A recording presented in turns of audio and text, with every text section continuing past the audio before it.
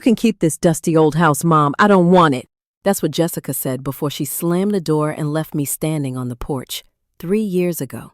Now she's back, standing in the same spot with her husband in tow, saying they want to split it. But I've been waiting for this. It was the kind of summer day you don't forget. The cicadas were screaming. The air stuck to your skin like syrup. I had been baking zucchini bread, her favorite.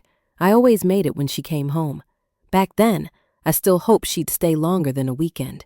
I heard her car tires on the gravel drive, but the first thing she said when she stepped into the house wasn't hello. It was, "This place smells like mothballs and wet wood." That was the moment I felt it, like something invisible cracking inside me. She hadn't been back in months, and that was her greeting? I smiled anyway.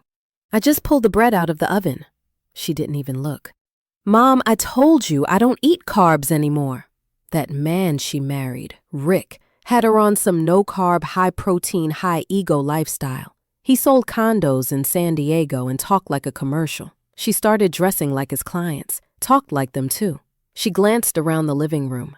"This place hasn't changed since I was in high school." "That's the point," I said. "Your daddy built it this way. Every wall has a story." She rolled her eyes. "It's falling apart. You should sell it. Move somewhere modern." That's when I knew. She didn't come home to visit me. She came to take something. "What is it you really want, Jess?" I asked, folding my hands. She sighed like she was the tired one. "Rick thinks this land could be developed. The whole area's growing. He ran the numbers." I stopped her. "You told me after Dad's funeral you didn't want any part of this place." "That was emotional talk. Things are different now." I stood there, quiet. Then I went to my drawer, pulled out a little recorder I'd bought on Amazon for $20. Press play. "Maybe play that clip in court. Let the judge decide." Rick took her arm. "Let's go." But I knew they weren't done. Greed doesn't leave quietly. They returned the next Sunday. Same gravel drive, different strategy. This time, Jessica brought wine, and Rick brought fake charm. He called me ma'am like it was a role he rehearsed. They sat at my kitchen table, the one with a chipped corner Jess fell against when she was 8. "You're looking good, Margaret," Rick said, teeth too white. I didn't reply. Jessica smiled like it hurt. "We wanted to talk again, calmly this time." "I'm always calm," I said.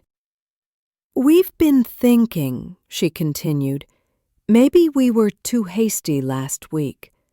But this house means something to both of us." "No," I corrected. "It meant something to your father and to me. You just want it now because someone told you it's worth something." She exhaled sharply. "Why are you being so difficult?" Rick leaned in. "We could renovate the upstairs. You'd still live here. You'd just share the space." "Split it, you mean?" He shrugged. "Half for you, half for Jess." I stood up, walked to the window, and looked out at the field. The same field where Jess once chased fireflies barefoot. "You know," I said, "I used to think you'd get married under that oak tree." Jess didn't respond. I turned back. "I'm not splitting anything. This house belongs to someone who actually came around. Someone who didn't forget my birthday 3 years in a row." "You're talking about that niece of yours?" Jess snapped. "Lana?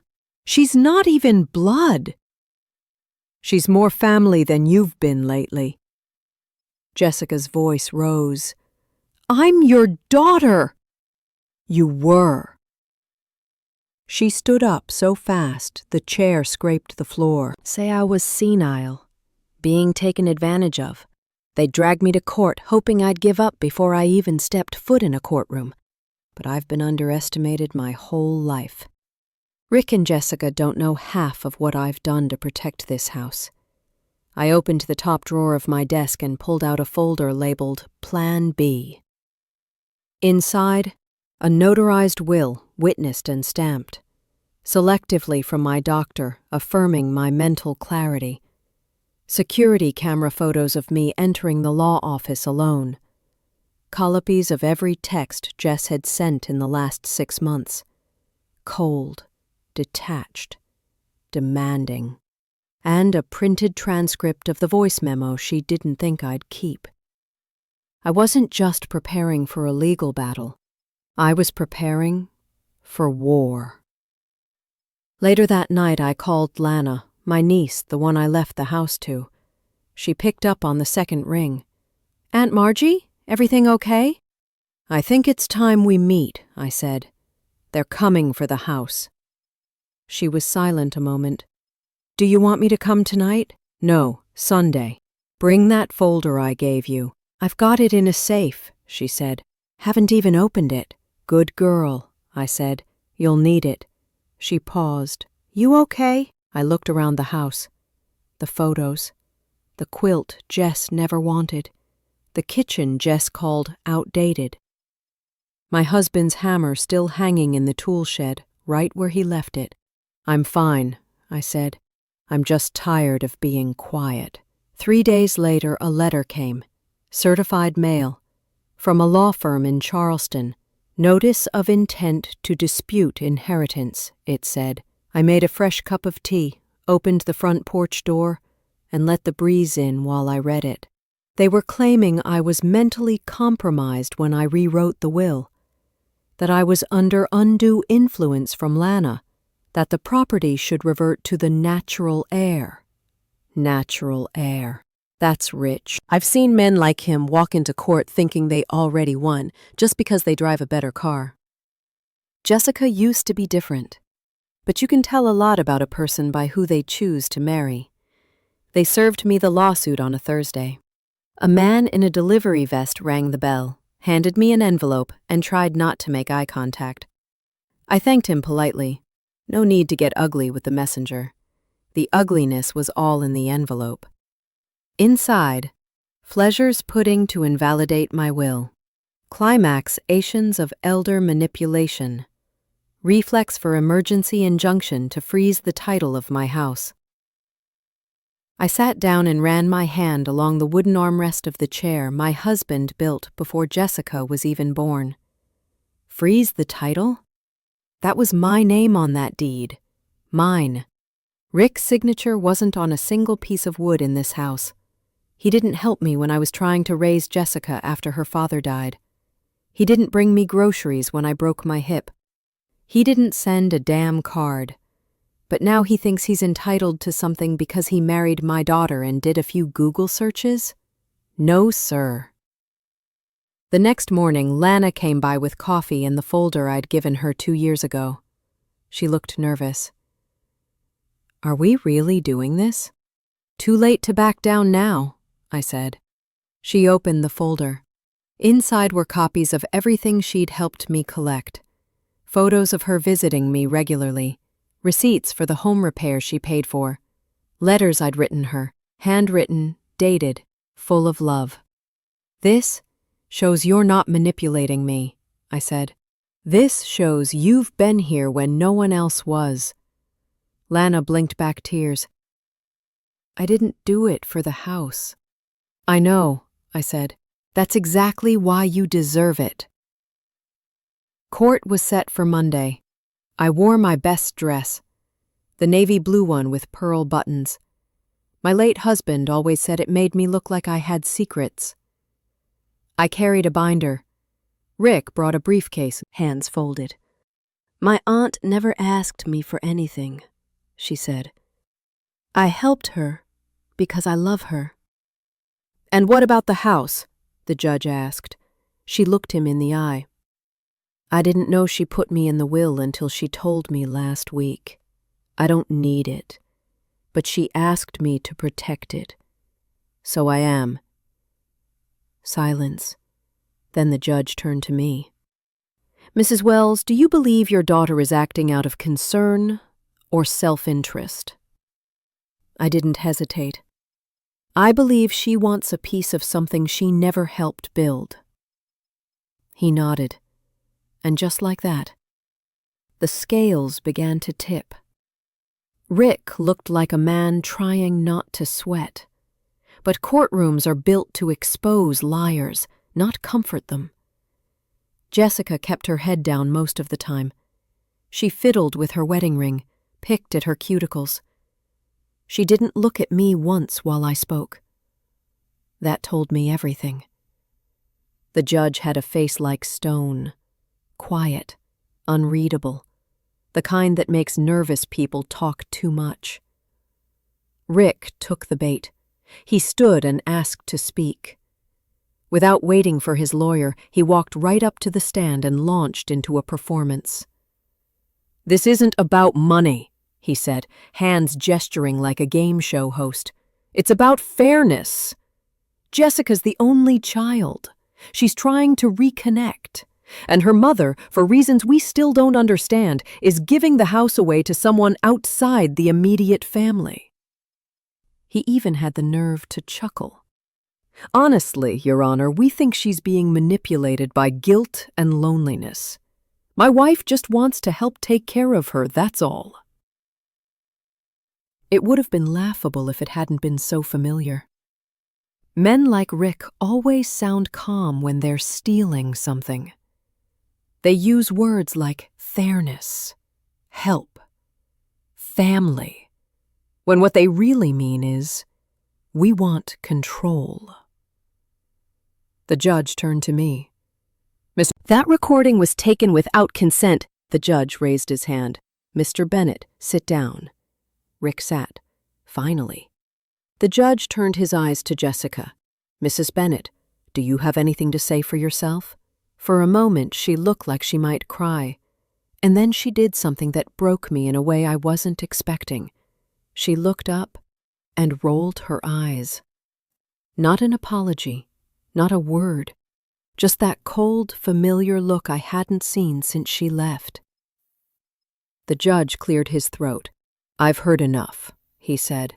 He looked down at the papers in front of him, read something silently, made a note, and then calmly spoke the words that made my whole chest unclench for the first time in months. "The court finds that Mrs. Margaret Wells was of sound mind when she revised her will. There is clear documented intent. The claim is denied. The house remains in her sole ownership and will be passed on according to the will as filed." He paused, then added almost softly, "And Mrs. Wells, thank you for being prepared." I sat back down. Jessica grabbed her bag and stormed out of the courtroom without a word. Rick followed her like a dog who lost his leash. I stayed a moment longer, just breathing. Victory doesn't always come with cheers or confetti. Sometimes it comes in the form of silence and peace. And after all these years, I finally had both. The strange thing about winning is how quiet it is afterward. You think there'll be fireworks, a rush of joy, some kind of relief that wraps around you like a warm blanket. But all I felt was tired. Not the kind of tired that sends you to bed. The kind that sinks into your bones, the kind you carry in your chest for years. Back home, the house felt different. Lana had driven me, made me tea, and even straightened the pillows on the couch like I used to do for her when she stayed here as a child. I watched her move around the kitchen, humming softly, like she belonged here. A Christmas morning, when we were both in pajamas, grinning like fools. "Why now?" I asked quietly. She didn't answer at first, just stared down at her shoes. Then she whispered, "He left me." I didn't move. "He said I failed," she added. "Said I should have gotten the house." I closed the envelope and looked at her. Really looked. Jessica had always been proud. Too proud. But in that moment, she looked small. Like the girl I used to carry up the stairs when she was too tired to walk. I stepped aside. She didn't expect that. Her eyes widened. "You're letting me in?" "This is still your mother's house," I said, "and your mother's heart." She sat at the same table where we used to play cards. Didn't say much. But when I poured her tea, she took it with both hands and whispered, "Thank you." She stayed for an hour, maybe less. She didn't ask for the house again. Didn't apologize either, not directly. But when she stood to leave, she turned to me and said something that pierced deeper than all the lawsuits, silence, and betrayal. "I didn't want the house," she said softly. "I just didn't want to feel left out." Then she added, barely audible, "And I didn't know how to ask to come back." I let her stand there with that silence for a moment. Then I said the only truth I had left. "You didn't have to ask." She nodded, eyes wet, and walked away. Later that night, I took the envelope she gave me and added it to the family box, the one with all the keepsakes. I didn't put it under Jessica or legal or court. I labeled it love, even when it hurts. Because even now, even after all that happened, she's still my daughter. And some part of me will always be waiting at that door. But not anymore. Why not? I looked at her then, this girl who wasn't my daughter by blood, but by something stronger. Because now I know where everything's going, who it's going to, and why. She didn't say anything, just reached over and gently squeezed my hand. That night, I pulled out the will again, not to change it, just to read it. There was something comforting about seeing it all spelled out, black and white. No confusion, no secrets, just clarity. It left the house and all its land to Lana, but it also left something to Jessica. I hadn't told her, not in court, not after, not even when she came to the door. She didn't know that buried in the second page was a section labeled "For my daughter, Jessica." It didn't give her land. It didn't give her money. It gave her something harder to hold on to. It gave her the piano. It's an old upright Yamaha tucked in the corner of the den, out of tune and dusty. My husband bought it when Jessica was 8. He said, "Every child should learn something that has nothing to do with money." She hated lessons at first, but by the time she turned 11, she could play Clair de Lune with her eyes closed. I used to stand in the hallway, just out of sight, and cry. Not because the music was beautiful, but because it meant she was still mine. Even in the rebellion, in the silence, in the betrayal, I never stopped hoping she'd play again. That's why I left her the piano, because even after everything, I wanted her to have a piece of the house that couldn't be sold, couldn't be flipped, couldn't be developed, something she'd have to sit with, touch, feel, something that might remind her of who she was and who we used to be. 2 nights later, I heard a noise on the porch, a car door, soft footsteps. I peeked out the window. It was Jessica, alone. The wine glasses were mismatched now, one chipped, one perfect. We'd bought them together at a yard sale 10 years ago. I remember how we laughed when she said they looked like they belonged in a Nancy Meyers movie. Funny how we stopped laughing somewhere along the way. The sheet music was folded carefully, like it had been handled with reverence. My writing on the back, I barely remembered writing it, but I knew I had. I must have written it in one of those quiet, aching nights when I couldn't sleep but still hoped. It read, "Play this when you're ready to come home." That afternoon, I walked into the den and lifted the piano's fallboard. Dust clung to the keys like forgotten promises. I pressed one. The sound was hollow, the next flat. The next barely made a sound at all. I smiled. She'd hate that. Jessica always hated out-of-tune notes. She was particular about things like that, more than people realized. Underneath all that cold polish was a girl who used to cry when she missed a chord. She always wanted things to sound right. Maybe that's why she ran away when things didn't. I called a tuner that same evening. The man came by 2 days later. Quiet, kind, wore thick glasses and carried a black case like a doctor making a house call. "This piano's got character," he said, running his fingers along the keys. "Been a while since it's been loved, but it's got fight left in it." I chuckled. Sounds like someone I know. It took nearly 2 hours. Tightened, tapped, tuned, adjusted the pedals, oiled the hinges, polished the wood. When he finished, he didn't play a song.